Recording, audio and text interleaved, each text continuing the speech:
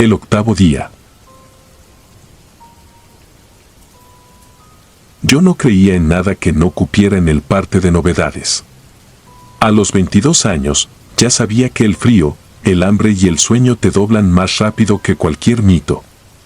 Por eso cuando me asignaron al 12º pelotón con destino a la Sierra de Durango a finales de 1978, pensé que sería otra misión de rutina, patrullar, reportar, asegurar.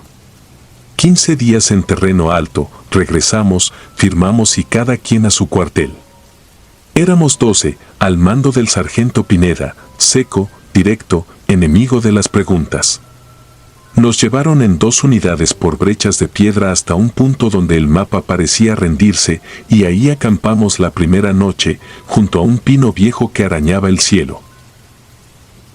De día, el paisaje era honesto, laderas desnudas, matorral bajo, barrancas que olían a humedad y al silencio de las cosas que no necesitan testigos. Hacíamos recorridos de 4 horas por la mañana, con el sol pegándonos en el casco y los radios chisporroteando cada tanto. Nada que reportar. Ni un sembradío, ni una casa con humo, ni una gallina suelta. Eso fue lo primero raro, la sierra sin gente. Como si hubieran levantado a los habitantes con todo y sombra. La cosa cambiaba después del atardecer. La neblina se levantaba desde el fondo de las barrancas, espesa como jabón, y los caminos dejaban de coincidir con la memoria. Las piedras parecían moverse unos centímetros y las veredas cerrarse donde jurabas que ayer seguían. Caminábamos con el arma terciada, luz roja en las linternas, y aprendimos a no confiar en el oído. Había zumbidos, pasos lejanos que se quedaban sin eco, un roce de hojas que no correspondía a viento alguno. Nadie quería ser el primero en decir que sentía que algo nos miraba. El octavo día amaneció sin novedad. Ya por la noche salimos a la ronda de las 3. La neblina fue más cerrada que antes, tanto que el convoy se detuvo. Pineda ordenó regresar por la misma brecha y acampamos a menos de 1 kilómetro del pino. Hicimos café negro en una taza abollada, repartimos guardias y el sargento, como siempre, dejó una advertencia sin levantar la voz: 0 disparos sin confirmación. El que fallara el protocolo, lo pagaba. Me acosté con el casco sobre la cara, que era mi manera de borrar un poco el mundo.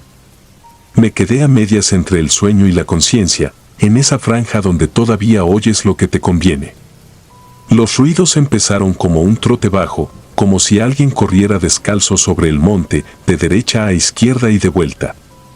Cerré los ojos con fuerza y conté hasta 50. Cuando iba por 43, alguien me tocó el hombro con 2 dedos. Era Cruz, mi compañero de litera, que me pidió silencio con la mirada. Me incorporé y vi al sargento Pineda caminar despacio con la linterna apagada.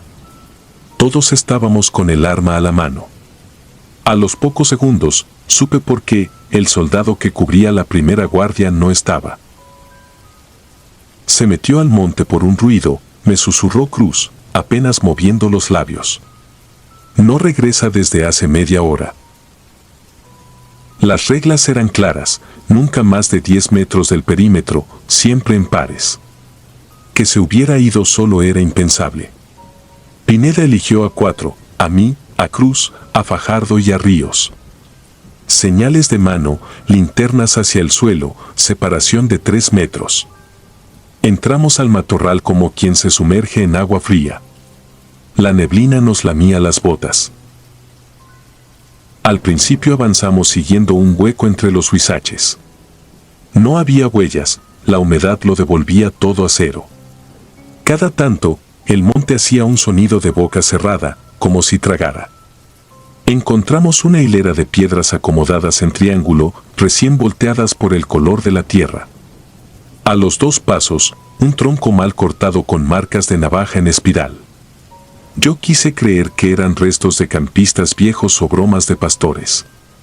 Fajardo, que tenía ojos de cazador, señaló hacia una mancha más oscura en la neblina. Parecía una sombra vertical. Cuando cerramos el cerco, se deshizo como humo. No había nadie. Seguimos una hora que se me hizo espesa. Río se detuvo a atarse la bota y yo, por reflejo, revisé el seguro del arma. El radio en mi chaleco soltó un chasquido breve, como una respiración. Le bajé el volumen. En ese momento, escuché algo que no sé explicar, mi nombre, dicho con mi voz. No era un eco. Fue como si alguien hubiera sacado el sonido de mi garganta más temprano y lo hubiera puesto a andar. Álvarez, dijo, y yo me quedé helado. Miré a Cruz, él no pareció oírlo. Me mordí la lengua. Era mejor no multiplicar lo que uno no entiende. Cuando Pineda nos mandó regresar por señas, el cielo ya clareaba, pero la neblina no a mitad del camino de vuelta, dimos con un claro mínimo donde alguien había estado sentado mucho rato. La tierra tenía 2 huecos de bota y entre ellos, incrustado en el barro, un casco volteado. Dentro había agua y 2 hilos de cabello. No diré que eran del compañero, porque no me consta, pero no olvido el color cenizo. A un costado, un cordón de botas cortado en ángulo. Ríos quiso levantar el casco, Pineda le detuvo la mano con un gesto. Salimos de ahí sin poner un pie más. El campamento seguía en su lugar. Nadie había dormido. Pineda pidió cuentas, no hubo reproches. Esperamos el sol con el fusil cruzado. Cuando brilló alto, la neblina se retiró por fin como si alguien la jalara desde abajo. En ese instante, escuchamos el silbato del guardia. Todos lo reconocimos, 3 toques cortos, 2 largos, 1 corto. La señal de regreso. Sonaba desde el barranco. Pineda no hizo un gesto. Solo se puso el casco y empezó a andar hacia el filo, con nosotros atrás. El barranco era una boca abierta de 100 metros, con paredes de piedra húmeda. El silbido venía de abajo, pero no había viento, no había resbalón, no había sombra de hombre. Entonces lo vimos, en un recodo del lado opuesto, a la altura de nuestros ojos, había una marca en la roca como de manos embarradas de tierra. 5 dedos, el ancho de una palma grande. La primera vez pensé en broma pesada, la segunda, en ritual. La tercera, ya no tuve pensamiento. Pineda sacó su libreta y anotó la hora, el punto cardinal, la distancia aproximada. Lo hizo como quien anota una temperatura. Le dedicamos todo el día a buscar al ausente, con relevos, con cuerda, con señales de contacto cada 10 minutos. No encontramos más que esas marcas en roca, siempre a la altura de nuestros ojos, como si alguien, para caminar sin ser visto, presionara la pared con las manos y se deslizara de lado a lado. Por la tarde, volvimos al Pino Viejo. Pineda, que no creía en adornos, pidió que armáramos una mesa improvisada y puso encima nuestros radios, las brújulas, el silbato de repuesto. Nos obligó a mirarlo. El imán de la brújula daba vueltas cada tanto, cortas, como si se cansara de señalar norte. Los radios, con el volumen al mínimo, respiraban. Alguien dijo que debía ser un fenómeno eléctrico de la zona, esas cosas que salen en folletos de la universidad. Me aferré a esa explicación como a una tabla. Anocheció de golpe. La neblina regresó, ahora con olor a agua vieja. Montamos guardia doble. Juro que a las 2:17 escuché pasos alrededor del campamento. No sobre hojas ni piedras, pasos como si caminaran sobre charcos, con una paciencia que me acribilló. Cruz, a mi lado, elevó el fusil sin apuntar. Una rama se quebró atrás de nosotros y el corazón me hizo un martillazo único. El radio de Pineda habló entonces con la voz del ausente. Fue una frase sin cuerpo, sin aire, estoy aquí. Sonó con la saliva que él usaba, con la pequeña ronquera de quien fumaba a escondidas. Y no vino por el canal asignado. Vino por todos. Amaneció sin rastro. Pineda hizo lo que hacen los hombres que no se permiten creer, extendió el perímetro y cruzó el parte con palabras limpias. Pidió refuerzos por protocolo. Le dijeron que aguantáramos el ciclo.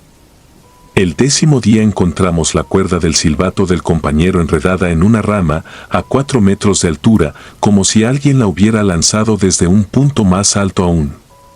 El 11, hallamos huellas de bota que se alejaban del campamento y, a los pocos metros, seguían al revés, con las punteras mirando hacia nosotros. El 12, vimos que el pino viejo tenía pequeñas raspaduras en círculo, todas a la altura de la frente de un hombre. El 13, escuchamos otra vez el silbido, ahora dentro del campamento, y ninguno de nosotros fue. El último día, cuando recogíamos equipo, el casco con agua y cabello apareció junto a nuestras mochilas. No era el mismo, el nuestro tenía una abolladura en el ala, pero el gesto sí. Pineda no lo tocó. Miró al horizonte como si buscara un capitán que pudiera autorizarle una explicación. No llegó nadie. Guardamos todo en cajas y nos fuimos por la misma brecha que nos trajo. A nuestro regreso, el parte oficial dijo: desaparición en terreno accidentado durante misión de vigilancia. Sin indicios de actividad ilícita. Firmé donde me tocaba. Esa noche, en la litera, volví a ponerme el casco sobre la cara. Creí que el sueño me iba a devolver la cordura. No pude. Cada vez que cerraba los ojos, veía esas marcas de manos a la altura de los ojos, el triángulo de piedras, el casco con agua sin dueño. Y escuchaba, por debajo de todo, mi nombre dicho con mi voz. Años después, cuando dejé el servicio, me aprendí la sierra de memoria para decirme que la entendía: corrientes subterráneas, magnetita en la roca, fenómenos de inversión térmica, sonidos refractados por la niebla. Lo he repetido tantas veces que casi me lo creo. Pero hay noches en que el cuarto se vuelve hondo, y desde el closet, desde el brinco de sombra entre puerta y piso, me llega un silbido: 3 cortos, 2 largos, 1 corto.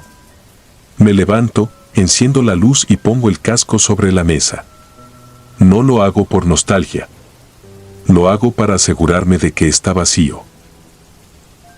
Si alguien me pregunta qué pasó en la Sierra de Durango en 1978, digo lo único que puedo sostener sin faltar a la verdad: cumplimos órdenes, patrullamos, reportamos y aseguramos. Obedecimos. Y, aún así, algo que no estaba en los manuales nos hizo un cerco.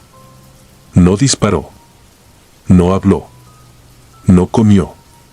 Solo esperó a que nuestro lenguaje, silbidos, radios, pasos, le perteneciera. El ausente nunca volvió. A veces pienso que sí, que regresa cada vez que mi voz me llama desde el otro lado del cuarto. Y si eso es locura, es la única que aprendí en campaña. Porque en los manuales decía: no se dispara a lo que no se identifica. Pero nadie escribió qué hacer cuando lo que te rodea empieza a identificarse con tu nombre.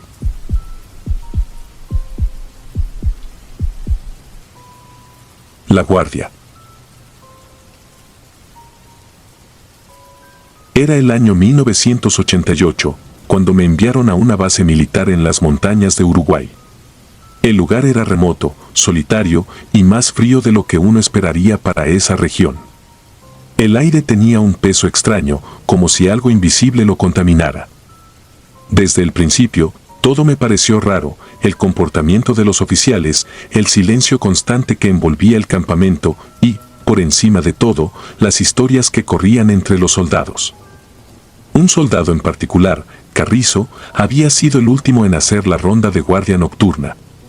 Su rostro había cambiado drásticamente desde que llegó a la base. Lo recuerdo como un tipo robusto, seguro de sí mismo, pero en los días previos a su muerte, lo vi marchitarse. Su piel estaba pálida, sus ojos enrojecidos, y hablaba en susurros, como si temiera que algo, o alguien, lo estuviera escuchando. Las pocas veces que hablé con él, evadía el tema de la guardia nocturna. Decía que el viento de la montaña jugaba con la mente, que a veces escuchaba voces o veía sombras que no deberían estar allí. Fue una noche especialmente helada cuando todo se desmoronó. Carrizo salió a hacer su guardia como siempre, pero esa madrugada regresó antes de tiempo. Lo vi cuando entró al barracón. Parecía estar en trance. Apenas se mantenía en pie. Un grupo de nosotros lo rodeamos, tratando de sacarle algo de información, pero lo único que salió de su boca fue un murmullo incomprensible.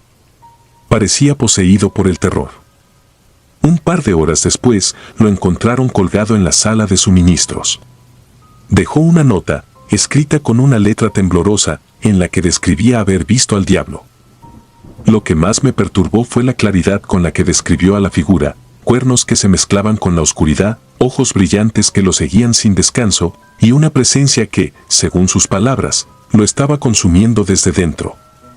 Desde entonces, nadie quiso hacer guardia en ese lugar.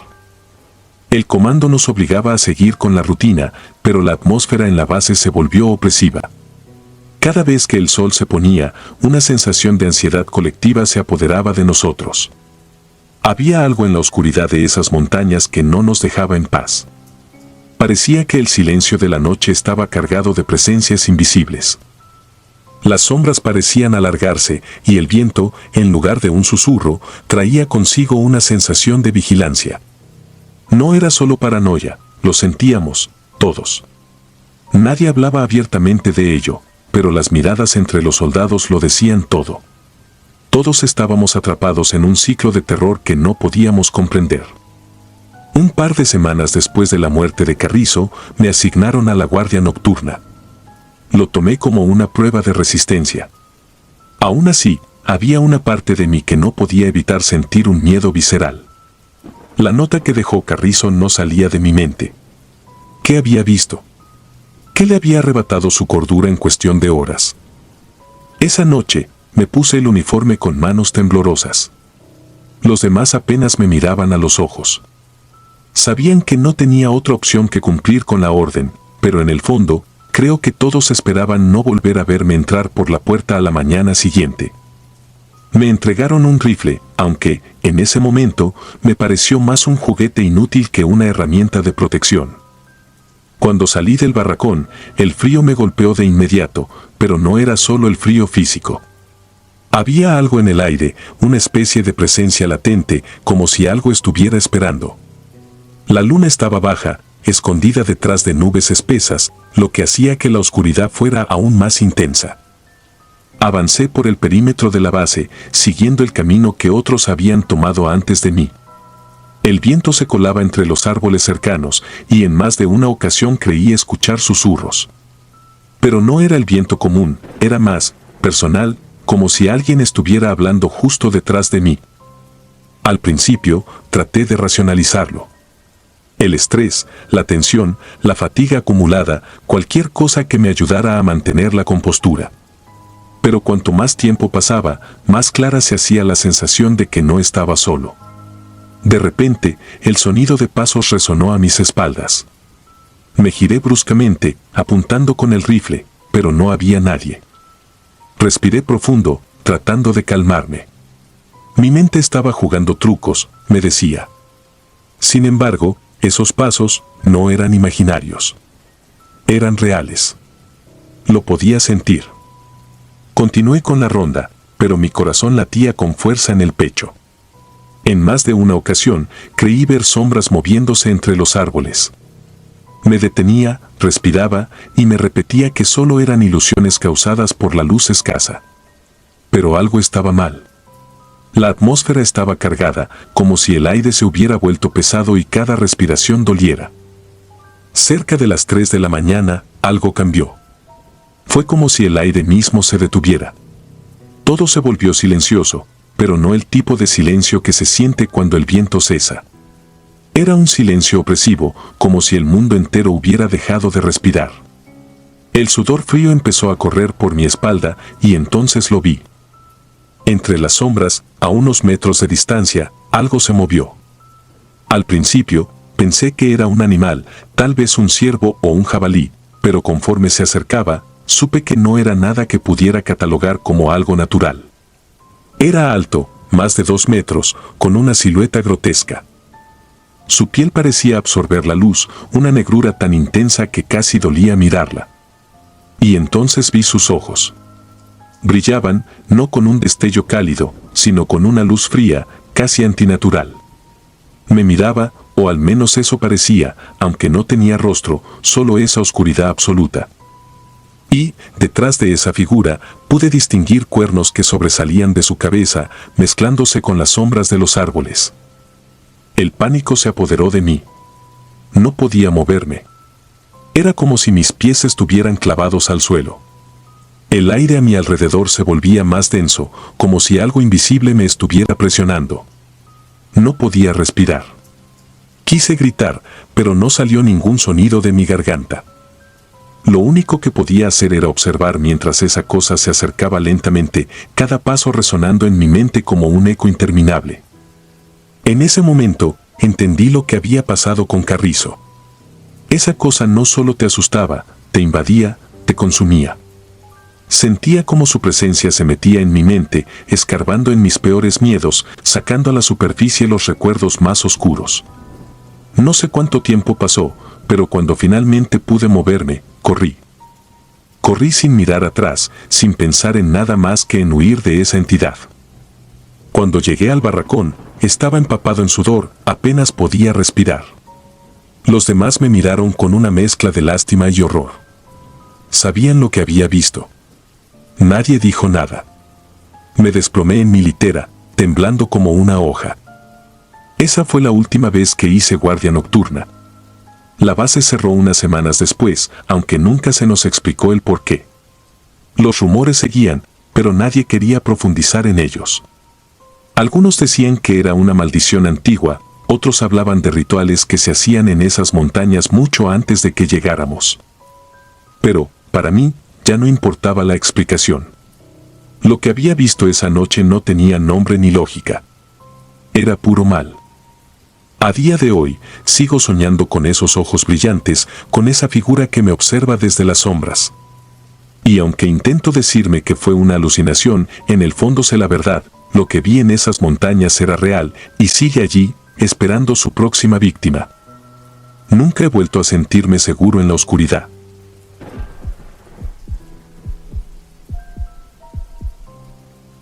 Roba pieles. Soy militar y siempre he sido de los que no creen en cuentos ni leyendas. Lo mío son los hechos, lo tangible, pues mi vida ha sido un constante enfrentamiento con el peligro y he visto cosas que harían temblar a cualquier civil, pero nada me preparó para lo que ocurrió en aquel desierto maldito. Cuando me enfrenté a algo que escapaba a toda lógica, algo que no debía existir. Era una misión rutinaria, mi batallón y yo habíamos sido desplegados en una zona árida y desolada al norte del país, un lugar donde el calor parecía devorar la carne y la noche se tragaba el alma. Era un territorio hostil, pero no por lo que esperábamos, pues el enemigo no era humano. Habíamos llegado para investigar las desapariciones de varios grupos militares en la zona. No había reportes oficiales de combate ni enfrentamientos, solo el silencio inquietante de soldados que nunca regresaban, hombres entrenados, endurecidos por la guerra, evaporándose en la nada. Eso encendió las alarmas, y nadie lo admitía, pero había un rumor que corría por entre los escuadrones, una especie de susurro sombrío que aterraba a los veteranos. Decían que en esas tierras no se trataba de ningún enemigo convencional, pues había algo que cazaba, algo antiguo, implacable. Pues algunos lo llamaban el robapieles. La base que nos asignaron estaba en ruinas, no había más que vestigios de lo que una vez fue un puesto militar activo. Edificios abandonados, vehículos destrozados y, lo peor, el hedor. El aire estaba impregnado de un olor acre, como si algo podrido llevara años fermentando bajo el sol inclemente. No vimos cuerpos, ni restos humanos, pero había algo en el ambiente que me ponía los pelos de punta, algo andaba mal. Esa primera noche no pude dormir, pues me encontraba en la cama, envuelto en una oscuridad tan densa que casi se podía cortar. El viento soplaba suave, pero traía consigo un sonido extraño, como si alguien o algo estuviera susurrando a lo lejos, demasiado lejos para entender las palabras, pero lo suficientemente cerca para perturbarme. Lo atribuí al cansancio, al estrés de estar en una zona tan hostil, y me forcé a cerrar los ojos, pero algo me mantenía alerta, un presentimiento, una sensación en mi pecho que no me dejaba estar en paz. Fue entonces cuando lo escuché por primera vez, un gruñido, bajo y gutural, que parecía provenir desde las entrañas de la tierra. Me levanté y salí de la tienda, con el fusil en mano, buscando algo, cualquier cosa que justificara esa sensación.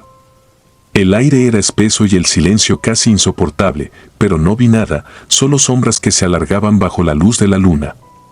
El resto de los compañeros dormía o, al menos, lo intentaban. Decidí que sería mejor no alarmarlos con mis paranoias, así que volví a mi cama, pero esa noche no pude conciliar el sueño. Pues algo estaba allá afuera, lo sabía. El día siguiente transcurrió sin grandes novedades, pero la tensión en el aire era palpable, pues todos sabíamos que algo no estaba bien. Seguimos explorando el terreno, buscando indicios de los soldados desaparecidos, pero no encontramos nada, solo rastros antiguos de campamentos vacíos y herramientas oxidadas. Era como si la tierra misma se hubiera tragado a los hombres. Al caer la noche, el miedo se intensificó y nos turnamos para hacer guardias, y cuando me tocó a mí, los sonidos regresaron. Primero, esos gruñidos distantes que parecían venir desde el suelo, como si algo grande se estuviera moviendo debajo de nosotros. Luego, el viento cambió y dejó de ser una brisa cálida y se tornó frío, cortante, trayendo consigo un nuevo sonido, el crujido de algo que caminaba entre los árboles muertos. Me paré en seco, el arma en posición, tratando de identificar el origen de ese ruido, y fue entonces cuando lo vi por primera vez. Una figura alta, demasiado alta para ser un hombre, se movía entre las sombras a unos metros de distancia. Su andar era torpe, como si no supiera cómo usar sus piernas, pero lo que más me aterraba era su forma, pues parecía humano, pero no lo era. La piel que llevaba era extraña. Colgaba de su cuerpo de una manera antinatural, como si no le perteneciera, como si hubiera sido arrancada de otro ser. En eso sentí un nudo en el estómago, pues eso no era posible, no podía ser real. Me quedé quieto, esperando a que desapareciera, pero entonces se detuvo, giró la cabeza en mi dirección y, en ese momento, lo supe, sabía que yo estaba allí.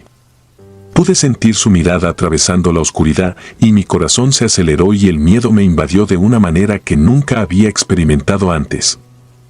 No era el temor común de un soldado en combate, era algo primitivo, un miedo ancestral. Pues estaba ante algo que no comprendía, algo que no pertenecía a este mundo. Corrí hacia la tienda, despertando a mis compañeros. Pero cuando les conté lo que había visto, lo atribuyeron a la fatiga, a los días de tensión. Sin embargo, pude notar en sus ojos que algo les inquietaba también. Quizá ya habían sentido lo mismo, pero no querían admitirlo. Esa noche, todos estuvimos más alerta, pues el ambiente era sofocante y la sensación de ser observados nunca nos abandonaba. Y el olor, ese olor a carne podrida, a muerte, se hacía cada vez más fuerte. Algo estaba cazándonos, y lo sentíamos. No tardó en atacar, y fue rápido, brutal. En medio de la guardia de uno de los compañeros, el silencio se rompió con un grito desgarrador. Corrimos hacia el lugar, pero ya era tarde, pues su cuerpo yacía en el suelo, despojado de su piel. Su rostro estaba congelado en una mueca de terror indescriptible, pero lo peor fue lo que no vimos, no había rastro del atacante, ni siquiera señales de lucha, simplemente había sido desollado vivo en cuestión de segundos. El pánico se apoderó del grupo, intentamos comunicarnos con la base principal, pero las radios no funcionaban, como si algo estuviera interfiriendo con las señales. Estábamos solos, atrapados con aquello que nos acechaba, y no había escapatoria.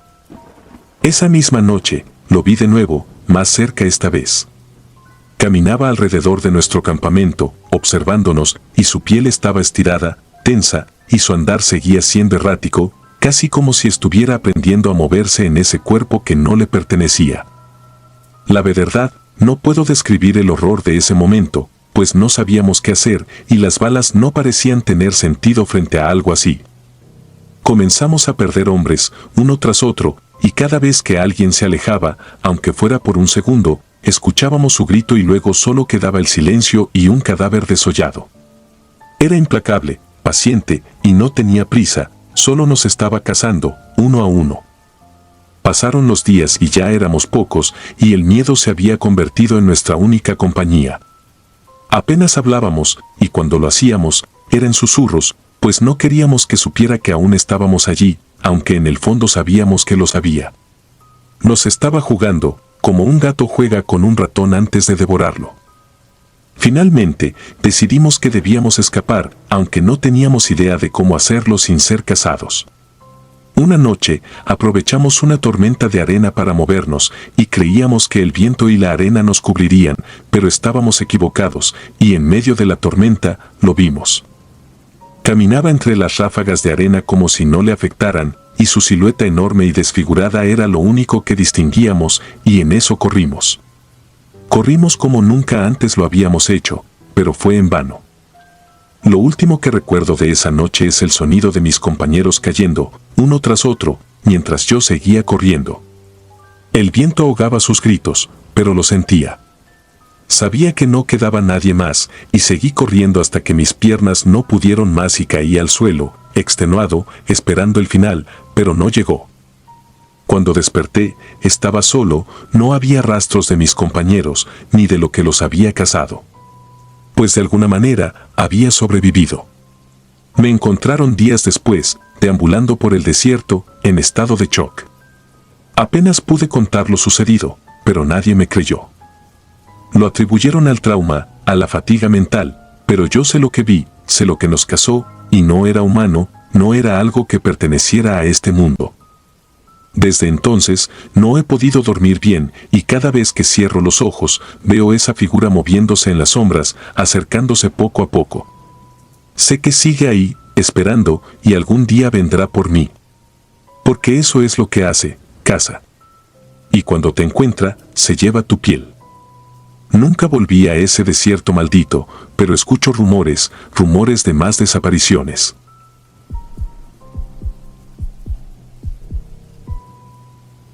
El cuartel de Bogotá. Dejaré mi nombre en el anonimato, no solo por precaución, sino por algo más profundo. No quiero revivir lo que sucedió ni que mis palabras traigan consigo el mismo destino que afectó a mis compañeros.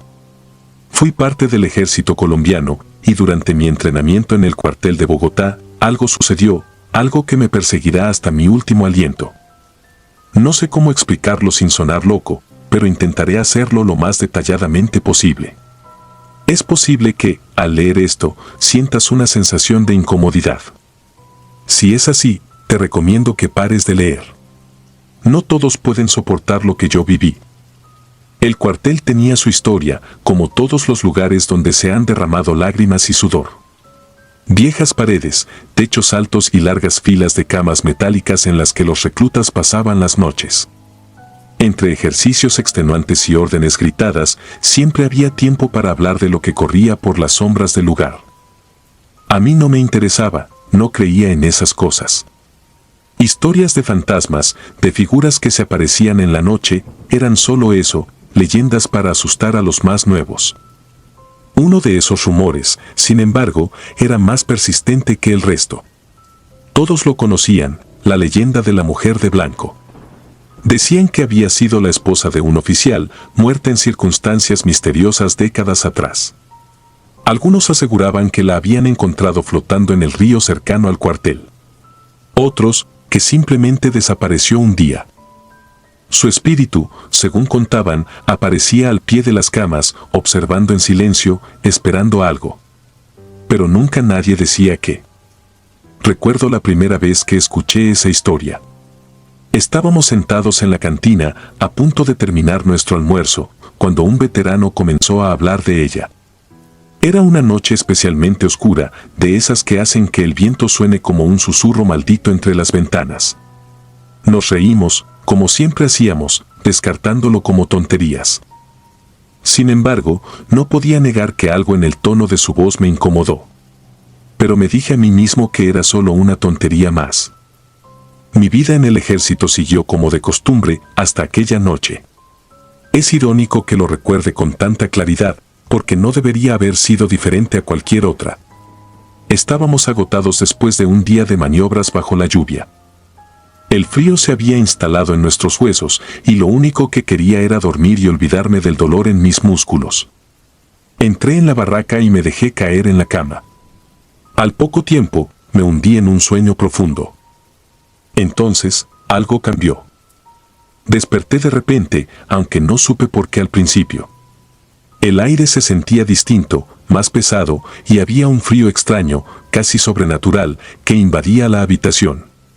Me cubrí con la manta, pensando que quizás una ventana se había abierto, pero el aire no era el tipo de frío que proviene de una corriente. Era otro tipo de frío. Uno que se siente en la piel, pero también en el alma. Intenté moverme, pero no pude. Al principio pensé que era el agotamiento, que mis músculos estaban demasiado cansados para responder. Pero pronto me di cuenta de que no era solo eso. Algo, una presencia, me mantenía clavado en el colchón. Mi respiración se aceleró y mis ojos se movieron frenéticamente, buscando en la oscuridad. Y ahí la vi. Al pie de mi cama, apenas visible en la penumbra, estaba una figura. Inmóvil.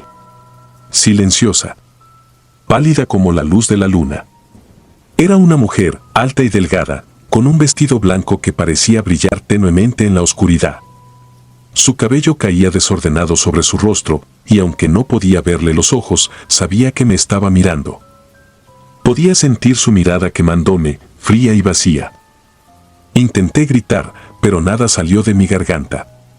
Estaba completamente paralizado, atrapado por una fuerza invisible. Y entonces, en ese silencio aterrador, escuché algo. Fue un sonido bajo, como un susurro, pero al mismo tiempo, era como si resonara en toda la habitación. Dijo mi nombre. No lo preguntó. No lo gritó. Simplemente lo dijo, en un tono tan suave que parecía que las paredes lo absorbían.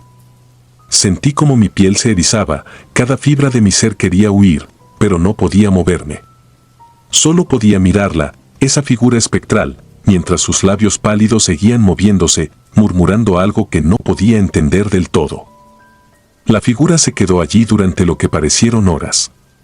Mis ojos comenzaban a arder de no parpadear, mi pecho dolía por la desesperación de no poder respirar profundamente. Y luego, tan repentinamente como apareció, desapareció. Solo quedé yo, en la oscuridad, jadeando como si hubiese corrido kilómetros. No pude dormir el resto de la noche. Me quedé despierto, con la mirada fija en el techo, esperando que esa cosa regresara. Al día siguiente, intenté convencerme de que había sido un sueño, una especie de parálisis del sueño, producto del agotamiento. Pero algo dentro de mí sabía que no era así. Esa sensación, ese frío, esos ojos invisibles que me miraban, eran demasiado reales para ser solo producto de mi mente. No fui el único. Al cabo de unos días, otro compañero mencionó que había tenido una experiencia extraña. Su relato era casi idéntico al mío, la misma figura, el mismo frío, el mismo susurro. Decidimos no hablar más de ello, pero sabíamos que algo estaba ocurriendo. Y no estábamos preparados para lo que vendría después. 3 semanas después, durante una de las maniobras nocturnas, uno de los reclutas desapareció. Nadie entendía cómo había ocurrido. Lo habíamos visto minutos antes, pero de repente, simplemente ya no estaba. Lo buscamos durante horas, pero no encontramos ni una pista. Al día siguiente, su cuerpo apareció en el mismo río que bordeaba el cuartel. Lo encontraron flotando boca abajo, pálido como la luna, con los ojos abiertos en una expresión de puro terror. Eso fue solo el comienzo. 2 semanas más tarde, otro compañero murió. Esta vez, lo encontraron en su litera, completamente rígido, como si hubiera muerto de un ataque al corazón, pero no había ninguna explicación médica para su estado. Solo su rostro, marcado por una expresión que no podré olvidar jamás, un rictus de pavor absoluto, como si hubiese visto algo que no debía. Después de esa muerte, la atmósfera en el cuartel cambió. El miedo era palpable. Nadie hablaba de ello, pero todos sabíamos lo que estaba ocurriendo. El rumor de la mujer de blanco ya no era una leyenda. Era real y estaba cobrando víctimas. Yo sobreviví, pero no sin consecuencias. Desde aquella noche, mis sueños fueron invadidos por pesadillas horribles, siempre con la misma figura observándome desde el rincón más oscuro de la habitación, susurrando mi nombre una y otra vez. Me despertaba sudando, con el corazón a punto de explotar, y cada vez que lo hacía, sentía que estaba más cerca. Como si cada susurro la trajera un poco más hacia mí. Pedí mi traslado poco después de la tercera muerte. No podía soportar más noches en ese lugar maldito. Me dijeron que era por estrés, que necesitaba descansar. No les dije la verdad, ni siquiera intenté explicarles lo que había sucedido. No lo habrían creído. Ahora, años después, sigo teniendo las mismas pesadillas. Sigo despertando en medio de la noche, sintiendo ese frío. A veces creo que la veo, solo un destello blanco en la oscuridad de mi habitación. Nunca me atrevo a mirar directamente. Siento que si lo hago, si me permito verla de nuevo, esta vez no sobreviviré. Y si estás leyendo esto, te lo advierto, no la busques. No intentes entender lo que realmente es. Porque una vez que la veas, una vez que escuches tu nombre en su susurro, estarás marcado. Y no importa dónde vayas, no importa cuán lejos corras, ella siempre te encontrará.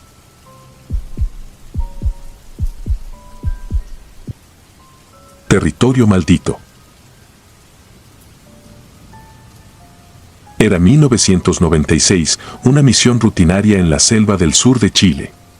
Yo era un soldado raso, parte de una unidad de reconocimiento del ejército, pero aquel día marcó mi vida de una manera que jamás podré olvidar. Si alguien me hubiera advertido lo que ocurriría en ese lugar, habría desertado sin pensarlo dos veces, pero ¿quién iba a creerlo? ¿Cómo podríamos imaginar que la oscuridad que nos esperaba no era humana? No estábamos preparados para lo que vendría. Nuestro pelotón fue asignado a patrullar una región remota, cerca de una frontera montañosa, conocida por su densa vegetación y terreno traicionero. El objetivo era claro, explorar el área, asegurar que no hubiera actividad ilegal de contrabando o movimientos paramilitares. Pero desde el principio, todo se sintió diferente. La primera advertencia llegó del viejo sargento Ortega, un hombre curtido por más de 25 años en el ejército, alguien que rara vez mostraba emociones. Mientras revisábamos los mapas antes de partir, lo vi observando el terreno con una mezcla de preocupación y miedo. Se me acercó en silencio y susurró, casi como si no quisiera que los demás lo oyeran. Este lugar no es como los demás. Hay historias que los lugareños cuentan sobre el Cerro Malalhue, no deberíamos ir allí. Lo miré extrañado. Ortega nunca fue de creer en leyendas ni supersticiones, pero había algo en su mirada que me incomodó profundamente. Sin embargo, las órdenes eran órdenes. Debíamos movernos. El primer día en la jungla fue agotador, aunque aparentemente normal. Avanzamos con dificultad a través de la densa maleza, el suelo resbaladizo y cubierto de hojas podridas que desprendían un olor nauseabundo. A medida que el sol caía, un manto de oscuridad absoluta se apoderaba del lugar, y con él, el silencio. Ni siquiera el sonido de los animales nocturnos parecía quebrar esa opresiva calma. Esa noche, establecimos un campamento temporal al borde de una quebrada. La humedad era sofocante y el calor, asfixiante. El ambiente se sentía espeso, como si el mismo aire nos envolviera en una especie de asfixia invisible. A pesar del cansancio, me costaba dormir. Sentía una inquietud creciente, como si algo, o alguien, nos estuviera observando desde las sombras de la selva. A la mitad de la noche, me desperté sobresaltado por un ruido extraño, un susurro que parecía moverse entre los árboles. No podía identificar si venía del viento o de algo más. Me quedé inmóvil, con el fusil a mi lado, agudizando el oído. Entonces, lo escuché de nuevo. Era como un murmullo, pero no en español. Parecían palabras antiguas, guturales, mezcladas con el sonido de las ramas al moverse. Miré a mi alrededor y noté que no era el único que lo había escuchado. Ortega estaba despierto, con los ojos muy abiertos y la mandíbula tensa. Se levantó lentamente y se acercó a mí. «Es ella», susurró apenas. «La bruja de Malalhue». Al día siguiente, el ambiente entre nosotros era tenso, como si todos supiéramos, aunque ninguno lo dijera en voz alta, que algo iba terriblemente mal. La selva se volvía cada vez más hostil a medida que nos adentrábamos más en territorio desconocido. Los mapas parecían inútiles, como si la geografía misma del lugar hubiera cambiado. Senderos que debían llevarnos al siguiente punto de encuentro simplemente desaparecían y la brújula comenzaba a fallar. Una de las cosas más perturbadoras fue que la selva, que antes estaba llena de los sonidos habituales de la naturaleza, se había vuelto inquietantemente silenciosa. Ni un solo pájaro, ni un insecto. Solo nuestras pisadas crujientes y la pesada respiración de los hombres. Era como si algo, una presencia, hubiera ahuyentado toda vida del lugar. Para la tercera noche, las cosas comenzaron a salirse de control. Uno de nuestros compañeros, el cabo Ramírez, comenzó a comportarse de manera extraña. Decía que veía sombras moviéndose entre los árboles, figuras que lo observaban desde el borde de nuestra vista, siempre al acecho, siempre en silencio. Al principio pensamos que estaba alucinando por el agotamiento, pero pronto otros comenzaron a decir lo mismo. Yo mismo vi algo esa noche, una sombra alta, encorvada, que se deslizaba entre los árboles a una velocidad imposible. No hacía ruido, pero cada vez que la veía, una oleada de frío recorría mi espalda. La situación empeoró cuando Ortega cayó enfermo. Parecía un simple resfriado al principio, pero su estado empeoró con rapidez. Comenzó a delirar, diciendo cosas incomprensibles. Lo más aterrador era que, en su fiebre, repetía una y otra vez el nombre de la bruja, como si estuviera hablando con ella directamente. Esa noche, mientras los demás intentaban descansar, me quedé a su lado. En un momento, agarró mi brazo con una fuerza sorprendente para alguien tan debilitado. Nos observa, está cerca, me dijo con los ojos vidriosos. ¿Quiere que nos vayamos o que nos quedemos para siempre?